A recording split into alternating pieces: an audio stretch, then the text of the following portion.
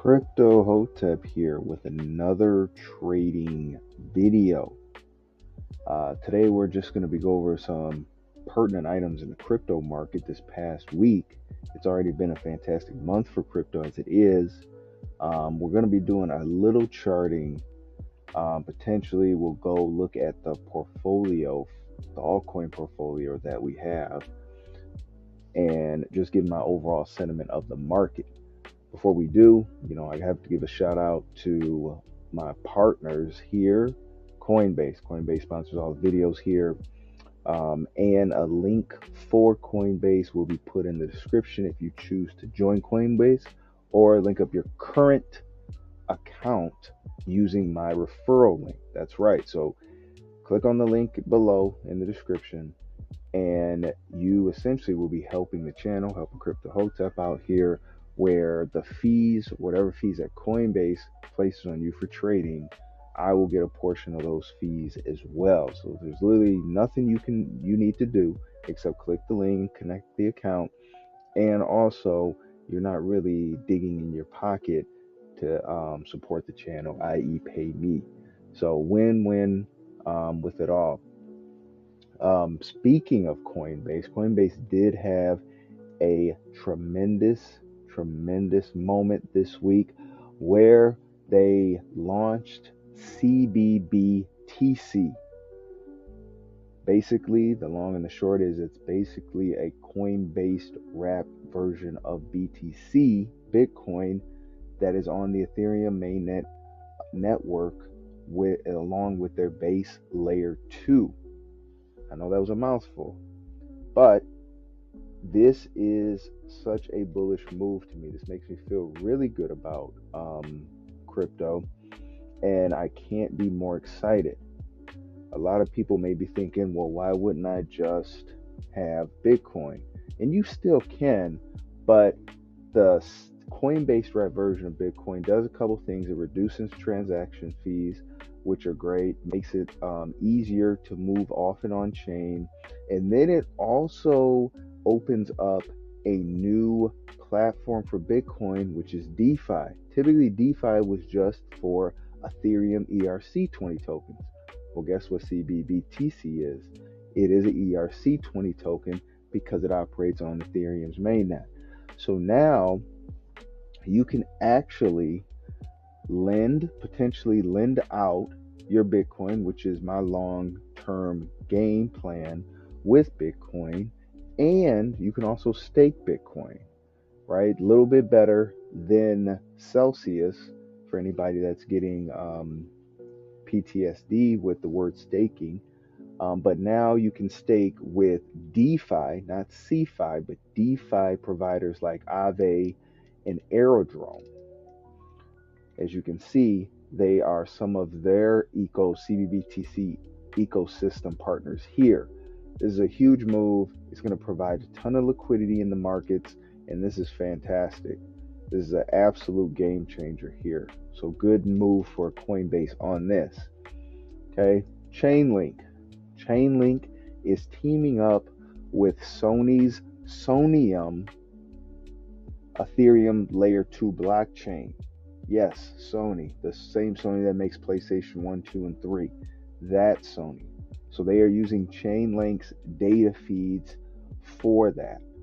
This isn't the first time that Chainlink has been tapped on the shoulder by a real company to use data feeds. Google uses Chainlink, the Weather Channel uses Chainlink, and they've been using Chainlink for several years now. That's why I'm always bullish on Chainlink. That's just how I feel, because there are actual companies, IRL, right, in real life, that are using Chainlink's purpose, and I think, or one of its purposes, I should say, and I think it's huge. So props to Chainlink for that. And then here we have XRP. So for all those XRP hodlers, I know you guys have been waiting for this type of day. So Grayscale has announced that they're creating a single asset crypto investment fund entitled the Grayscale XRP Trust.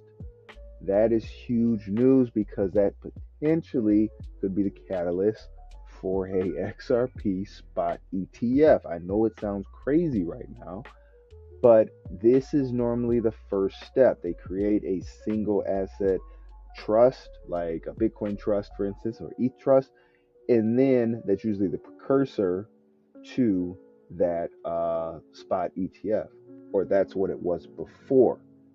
This is huge news for XRP. XRP has also been bullish and provided bullish movement on this news as well, and it's really good to see. It is. It's fantastic to see. I think another thing is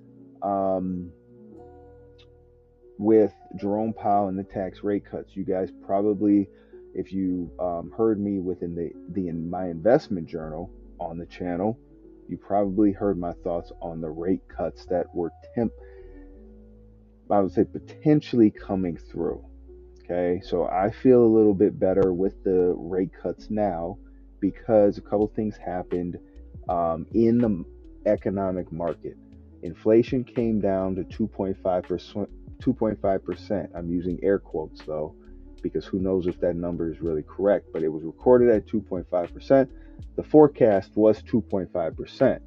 Now, if you remember previously, I believe inflation was at either 2.9 or 3%. So it essentially came down, 0.5%, which is a huge number. It's not just 0.1, 0.2, came down almost 0.5%, which is a crazy number. I just think that's a lot. But again, it was recorded. So, we'll deal with that on the back end. Now, the reason why I got nervous was because inflation came down so much. I thought the Feds may not even have a reason to cut rates. They may think, hey, we have inflation under control and we'll just keep rolling along. We'll delay the rate cut. Again, that rate cut's supposed to be planned for next week, the week of the 17th. So fast forward, ECB, European or Europe Central Bank, I should say, they just released that they did cut rates by 25 basis points. So usually, if the ECB cuts the rates, the Fed is usually right after that, mimicking and doing the same thing. So I feel a little bit better about that. And those are a couple of things with the market. The market has been really good in September, despite this price action that's been going on, and we'll kind of check it out here. But despite this price action that's going on, news has been pretty good fundamentally for crypto. And before we kind of go into this, we'll do a little bit of charting here. So I just want to keep myself honest with my trading strategy that I'm currently using. So with my trading strategy, I'm using higher time frames like the daily time frame, for instance, and I'm trading off of that. Why? Because it gives me a longer time frame to look at for price, gives me more price data historically, and then also there's not a lot of fake jump moves with those with the daily time frame. Can there still be? 100% there can, but I feel a little bit more calm when I'm using that daily versus say a 1 hour, 15 minute, 4 hour, anything like that. I also have this indicator here for the RSI, and I look for bullish and bearish divergences. And that's a fancy way of saying that if you could draw a trend line, for instance, here and have it go down, but the trend line here is going up, potentially that signifies a bearish divergence, which means price will cascade down. And that's the total opposite for bullish. So bullish would be up here and potentially down, for instance, here. At some point, price is going to reverse. So I use those two also to mark out oversold and overbought areas. And I also look for just major key levels. Again, another fancy word, big support and resistance. And how do I get that? Well, I actually scroll in my chart a little bit more. So it looks the candles look a little bit skinnier like this. I'm looking for long moves. Here. So if I can grab my path tool out here. So something along this is a good move to look at. Something along this is a good move. Something along this is a good move. Something along this is a good move. I do like this area here as well. and then also this area here. And I'm also looking for multi-touches, and then also that level to be a flip level, meaning that the level just flipped from, say, support to resistance or resistance to support. So we're going to grab our rectangle tool out, and we are going to mark levels that I just see at a very quick glance. I shouldn't have to squint and try to make out things. These moves should be very big in the sense that I can see them almost a mile away.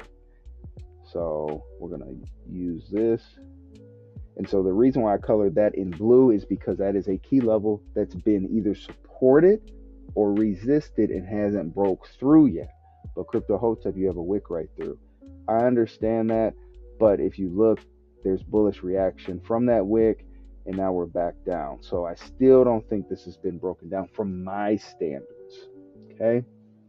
Again, like I said, I also mark out areas such as this area here where price has tapped on it several times and has used this level a couple times as support and resistance. And what I mean is, here I think we just have support, or you can count this as or just as resistance, but you can count as support. So we're looking at right here as resistance, here as resistance, here as resistance. Price came up, came through, and then here, even though we have price acting as support right here, and then drop down, resistance, back down to support, breakthrough, fake breakout, came through, resistance, and then now we've broken through again. And my assumption is price will come back down potentially in this area as a break and retest. This will hold finally, and then catapult through. So this is a flipped daily point of level because now we've had it flip a couple times. It's used as support here, then resistance. So now we're looking at it, and it burst through here. So now we're looking at this as support. Okay. This stands out because of the multiple touches, as well as here, as we said, resistance there. So to lessen the work, we're just going to copy and paste this alignment, or this rectangle, I should say. And I'm going to adjust a couple things. Now, why am I adjusting this rectangle? Well, I'm trying to gather so much data in these points. So what I mean is, if we look at these candles here, I'm really more focused on the body of the candle, not so much the wick, because most of that price action is in that body. So I want to make sure that I'm covering this body and I'm getting some of the lower body candles like this. And you can see here and here. Okay. And I also want to make sure that if it's used as support on the other side, that some of that body of the support candle is covered, which it is. You can almost see this was almost to the T. This wick came down in the support. That's something. Now, because this was acted as support, then resistance, we're going to use this as a flipped level. Okay. Now let's see what else we got here. So, okay.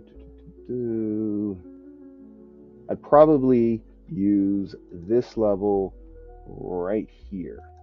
So we have multiple touches right here on this level, and also we had price come down into this level as well. So here I'll do this, and then I know some people are saying, but Crypto Hotep, you counted this wick as also in this resistance. I did. You are correct, but this level has multiple touches: 1, 2, 3, and 4, and then we finally bounced off of that. Price came back down. Yes, it did wick under support here, but essentially the bodies of the candles made their home right here, and we finally came back up through there. Price didn't support, came back down. Okay, so that would be a level. And then one other trick that you can do is you can also extend your triangle tool out to see if price has touched this area. I do this all the time just to make sure price has touched this area multiple times and that price finds value in it. So So you can see here, price has touched it right here for this move up, and right here, and right here. Let's see what we got. And here. Okay, and you can see here most of the candle is covered here. Now usually I only put maybe three or four of these boxes on my chart because I don't like the clutter, and then I kind of zoom in to see where we are on price currently, because if you go too high, you know, more than likely price isn't making that move as of yet. Okay, so here we have Sushi Swap, ticker symbol sushi, and we are currently looking at a downtrend that may be bottoming out. Again, I'm use the word may. I don't use absolutes. If you're following me on Twitter and you see my tweets, I never use absolutes, meaning I never say that something's definitely going to happen. I don't know that. I'm just basing it off of pure previous price action, patterns, levels, and how I honestly feel that the price what the price is going to do. So the reason I say it looks like it's bottoming out, or it could bottom out, is a couple factors here. So we have our key levels. Okay, price hasn't collapsed through this level as of yet. Typically what you will find is in a bottom, price is held up on a certain level. When you have a fake out, for instance here, price looks like it's going to be supported. You have a green candle that could have been a buy if you just waited on the green candle, but you wait a little bit longer and price doesn't get over this area and then collapses. Very similarly, price bottoms, or quote unquote bottoms out, or looks like it does right here.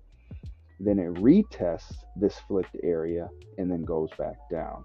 So here we have one bounce, two bounces, and three bounces. Well, actually 3 and 4 bounces.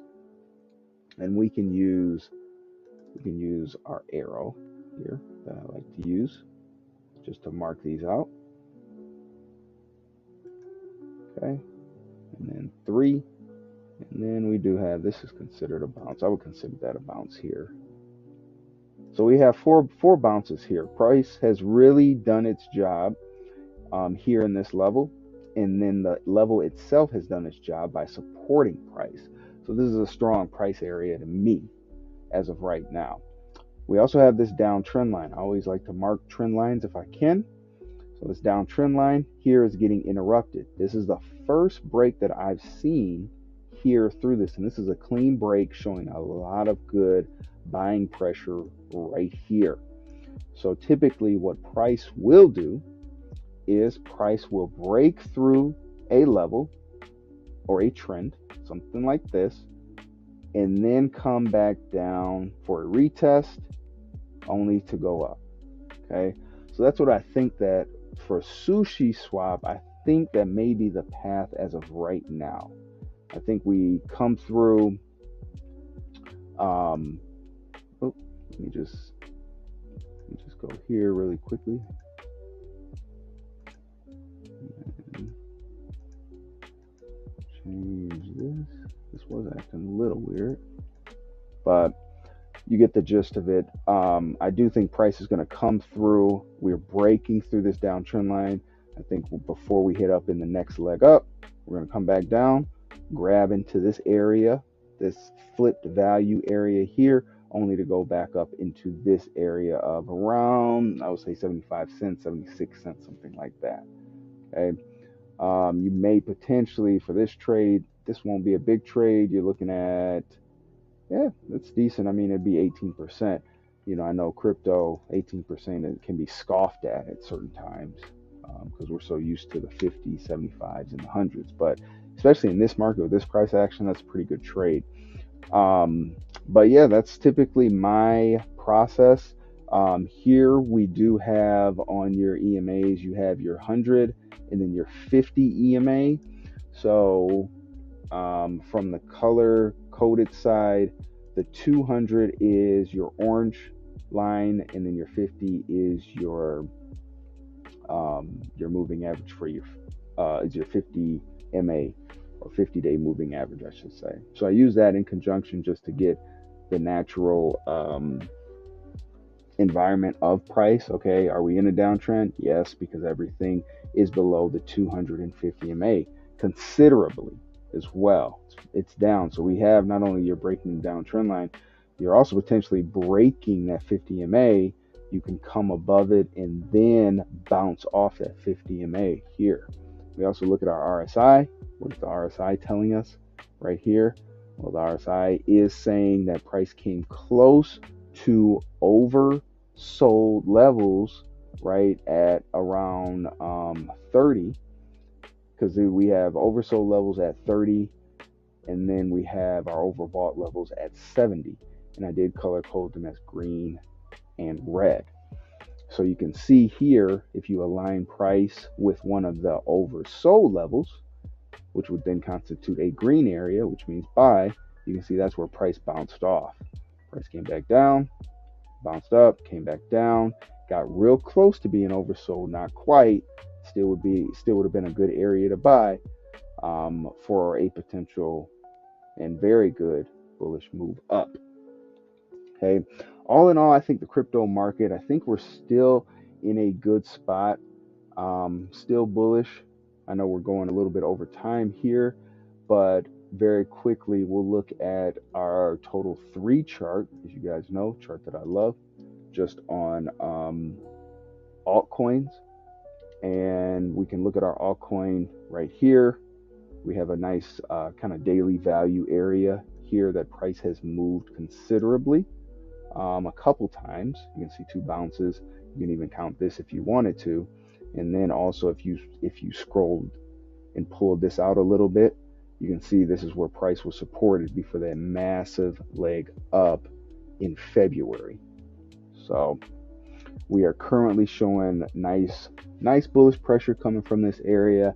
I still want to see us crack 600 Billy again, and hopefully this could be a double bottom action here. So something along the lines of, we'll draw it out. Here we go. Up, up. So something along those lines is what I'm seeing that potentially could be. Something like that. Okay. Now, is this going to happen? Not sure, but based just on what I'm looking at, this looks like something that could be forming. And hopefully altcoin season will begin. All in all, it's been a good week for crypto. Probably one of the best weeks fundamentally that I've seen in a while. There's a lot of doom and gloom out there, but I mean, we're still holding tight here. In terms of that altcoin portfolio, let me get to that really quickly because we did mention we would look at it. This is the 1K altcoin portfolio. If you're unfamiliar with, we started out with 1K. If we did include a little more capital, we will. But currently we are up month to date. We are up less than 1%. So it has been rough. We can see here unrealized gains. I usually like to do unrealized. We'll do unrealized gains here. So unrealized gains or losses here: Stellar, Dogecoin, Chainlink, Polygon, which switched over to POL instead for Matic, is right there. And we can see, let's look also at, we can see kind of the highs and lows as well of the account. So, you know, major high towards the end of August, and we have since excessively trended lower. But again, 1232 could have been that bottom for the altcoin portfolio, and we're just steadily going back up. We did do a couple purchases. We did buy some more XLM. We did buy some Matic, and we did buy some more Doge as well as Link. So we did buy those to decrease some of our buy price, decrease some of that buy price down. We did buy that with the profits that we made from Helium. And again, with that being said, guys, I think we'll close the video out. If there's any suggestions you have, feel free to like, comment, subscribe. Let me know what you think of these videos. Hopefully they're helpful. And with that being said, guys, thank you and happy trading.